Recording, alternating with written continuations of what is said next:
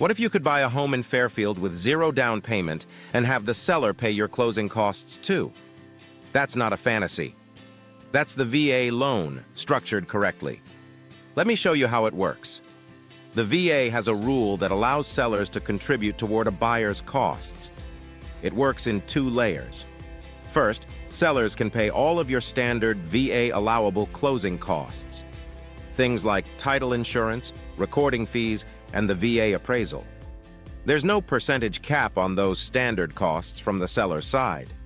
Second, on top of that, sellers can offer concessions up to 4% of the purchase price. These concessions can cover your VA funding fee, prepaid taxes and insurance, or even paying off certain debts to help you qualify. To put real numbers on it, on a $580,000 home, 4% in concessions is $23,200. That could cover your entire funding fee and still have money left over. The key is knowing how to structure the offer correctly.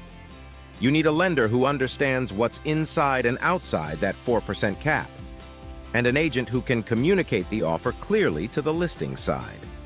The Solano County market has softened compared to the peak years. Inventory is up, homes are sitting longer, and sellers are more motivated. That's actually great news for VA buyers. More sellers are agreeing to concessions today than they have in years.